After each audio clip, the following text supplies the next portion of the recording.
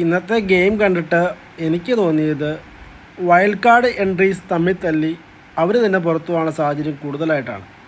ഈ ഒരു അവസരത്തെ മുതലാക്കി ഒന്നാമത് വീട്ടിലുള്ള മെമ്പേഴ്സ് എല്ലാം കൂടെ ഒറ്റക്കെട്ടായി നിന്ന് വൈൽഡ് കാർഡിന് എതിരെ നിൽക്കാൻ വേണ്ടിയുള്ള തയ്യാറെടുപ്പിലായിരുന്നു.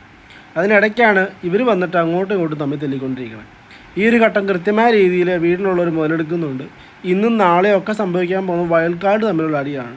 ഈ വൈൽഡ് കാർഡുകളെല്ലാം തമ്മിൽ തല്ലി വൈൽഡ് കാർഡുകൾക്ക് പലർക്കും അങ്ങോട്ടും ഇങ്ങോട്ടും സപ്പോർട്ട് കൊടുത്ത് വീട്ടിലുള്ളവർ ഓരോ ടീമിൻ്റെ ഭാഗമായി വൈൽഡ് കാർഡുകളെ മാറ്റി നിലവിൽ മുന്നോട്ട് പോയിക്കൊണ്ടിരിക്കുന്ന സ്ട്രോങ് കണ്ടൻസ് മത്സരാർത്ഥികൾ തന്നെ മുന്നോട്ട് പോകുന്ന സാഹചര്യമാണ് വരാൻ പോകുന്നത്.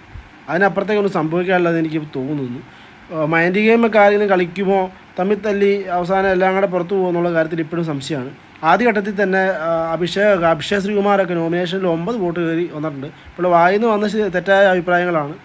എന്നാലും പുള്ളി അഭിപ്രായങ്ങൾ കയറി പറഞ്ഞു. അങ്ങോട്ടും ഇങ്ങോട്ടും തല്ലാണ്. ജാൻമണിയും മറ്റേ അഭിഷേകൊക്കെ ആയിട്ട് അങ്ങോട്ടും ഇങ്ങോട്ടും തമ്മിൽ തല്ലി നിൽക്കുന്നു.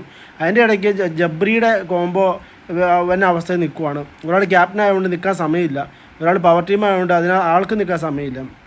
രണ്ടുപേരും രണ്ട് വഴിക്കായി നിൽക്കുന്ന അവസ്ഥയാണ്. വീട്ടിലെ കാര്യങ്ങളൊക്കെ അറിഞ്ഞ് ബുദ്ധിമുട്ടി അവരുടെ പ്രണയവും കാര്യങ്ങളൊക്കെ വിഷയമായിട്ടിരിക്കുന്ന സാഹചര്യം. അവർ സങ്കടപ്പെട്ട് പൊട്ടിക്കരയാൻ നിൽക്കുന്നു. അപ്പോൾ അങ്ങനെ സാഹചര്യത്തിൽ വേറെ രീതിയിൽ പോകുന്നു. എന്നാൽ ഇതൊക്കെ കൃത്യമായ രീതിയിൽ വിഷയമില്ലെന്ന രീതിയിൽ പറഞ്ഞ് മനസ്സിലാക്കി മുന്നോട്ട് പോകാൻ നോക്കുന്ന ഗബ്രിയുടെ ഉദ്ദേശം എന്താണെന്ന് നമുക്ക് എല്ലാവർക്കും അറിയാം. ജാസ്മിനും ഗബ്രിയെ കൊണ്ട് ഗുണമുണ്ട്, അല്ലാതെ വേറെ ഒന്നുമില്ല. ഇവർ തമ്മിൽ മത്സരിച്ച് ചെന്നാൽ ഇവർ ജയിക്കുള്ളൂ എന്നറിയാം. അവസാനം കപ്പ് കൊണ്ട് ജാസ്മിൻ പോകാനുള്ള ശ്രമമാണ് ഇപ്പോഴും നടന്നുകൊണ്ടിരിക്കുന്നത്.